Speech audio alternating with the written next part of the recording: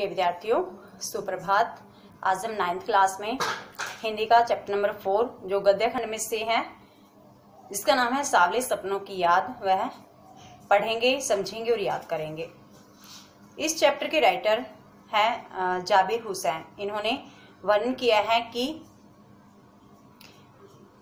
जो आज तक का सबसे अधिक पक्षी प्रेमी व्यक्ति रहा है, जिसका नाम है सालिम अली, उन्होंने अपनी जिंदगी में कैसे पक्षियों के प्रति प्रेम किया, कैसे वो पक्षी प्रेमी बने, किन किन समस्याओं का इनको सामना करना पड़ा, ऐसी बहुत सारी बातें इन्होंने बताई हैं हमें इस चैप्टर के माध्यम से, जो हमारे लिए बहुत अत्यंत महत्वपूर्ण है, क्योंकि आगे कॉम्पिटिटिव एग्जाम में भी हमसे सालिम अली से रिलेटेड काफी सारे क्वेश्चन पूछे जाते हैं।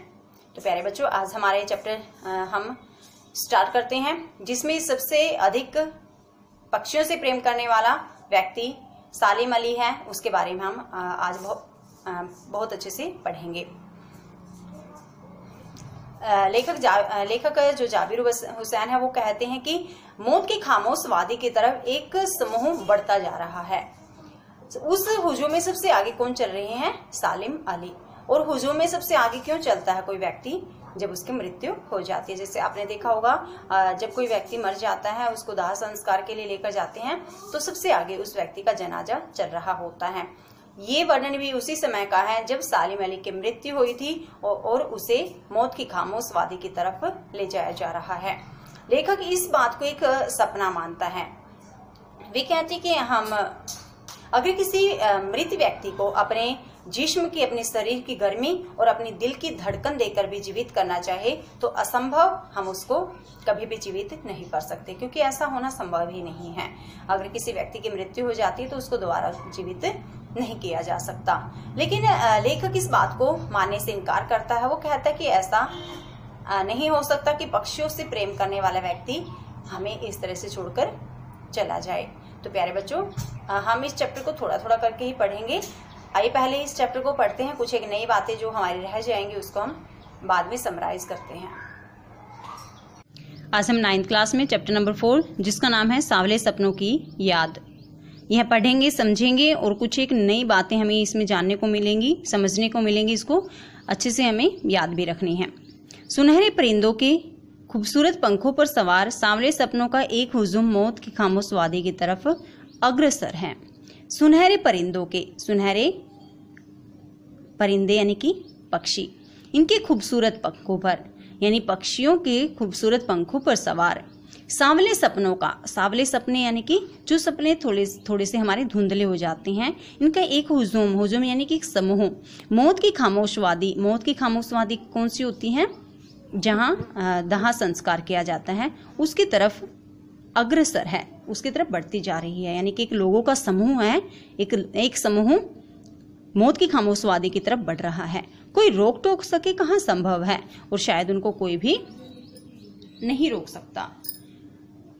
इस हुजूम में आगे आगे चल रहे हैं सालिम अली। जो ये समूह जा रहा है, जो मौत की खामोश वादी की तरफ बढ़ रहा है, इस समूह में आगे बढ़ रहे हैं सालिम अली। अपने कंधों पर सैलानियों की तरह अपने अंतहीन सफर का बोझ उठाए। और जो सालिम अली हैं, उनके लिए लेखक जो जाबिर हुसैन है, उन्होंने क्या कहा है कि ऐसा लगता है कि जैसे सालिम अली ने अपने कंधों पर किसी यात्री की तरह अपने अंतहीन सफर का बोझ उठा रखा है।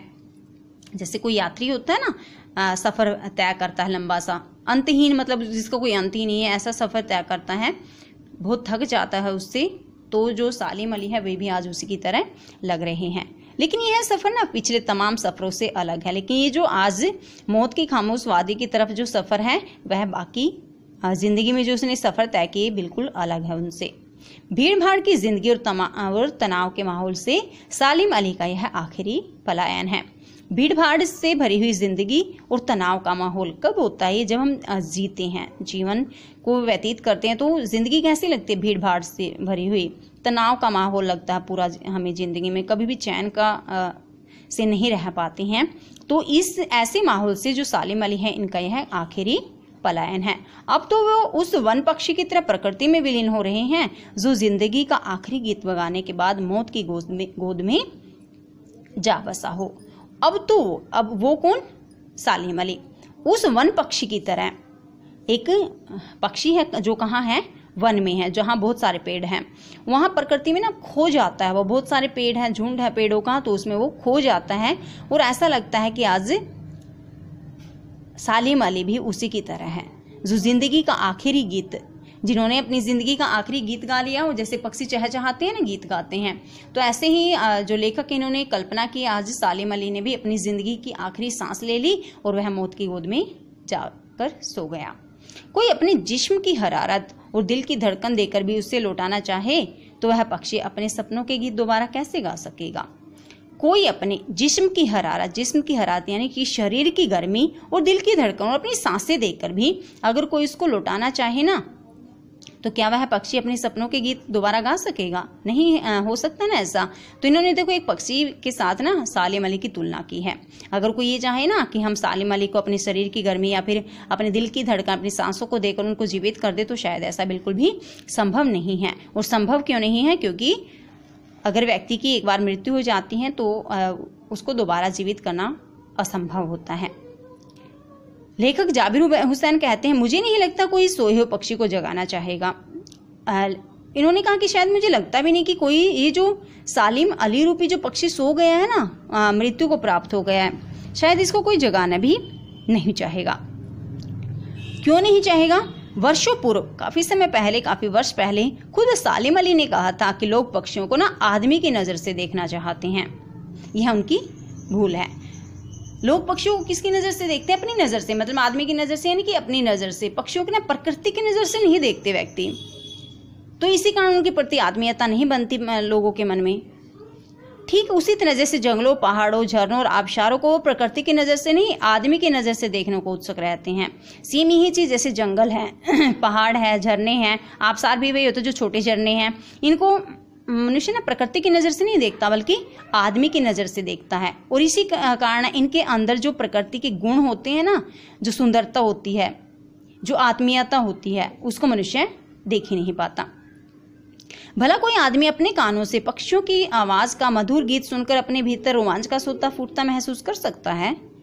क्वेश्चन मार्क है। देखो तो वो लेखक ने क्या बात पूछी है, भला कोई आदमी, क्या कोई आदमी अपने कानों से पक्षियों की आवाज का मधुर संगीत सुनकर, तो यहाँ क्या कहा है कि आदमी ना अपने कानों से पक्षियों की मीठी आवाज का गीत सुनता है, तो क्या कोई अपने अंदर रोमांच का सोता यानी कि झरना फूटता महसूस कर सकता है? देखो इसमें क्या कहना चाह रहे हैं लेखक कि अगर किसी व्यक्ति को पक्षियों के प्रति लगाव है ना, प्रेम है, तो अगर उनको पक्षियों की मीठी आवाज सुनाई देती है तो उनके मन में एक रोमांच, मतलब खुशी का एक झरना फूट जाता है। लेकिन अगर आदमी पक्षियों के ना आदमी की नजर से देखेगा फिर नहीं होता है ऐसा। लेकिन अगर पक्षियों को प्रकृति की नजर से देखा जाए ना, तो वे आदमी अपने अंदर पक्षियों के प्रति प्रेम का झरना फूटता हुआ महसूस कर सकता है।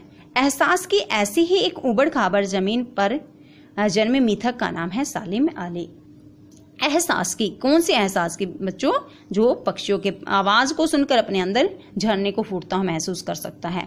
ऐसी ही जमीन पर, उबड़ खाबड़ जमीन पर एक व्यक्ति का जन्म हुआ, मिथक का जन्म हुआ, जिसका नाम था सालिम अली। पता नहीं इतिहास में कब कृष्ण ने वृंदावन में रासलीला रची थी और शोक गोपियों को अपनी शरारतों का निशाना बनाया था, कब माखन भरे भांडे फोड़े थे। तो अब यहाँ ना थोड़ा सा वर्णन इन्होंने कृष्ण से रिलेटेड किया है कि हमें पता ही नहीं कि इतिहास में घटना कब घटी थी, कि भगवान श्री कृष्ण ने वृंदावन में रासलीला रची, पागल गोपियों को अपनी शरारतों का निशाना बनाया, और कब माखन भरे बर्तन उन्होंने फोड़े थे।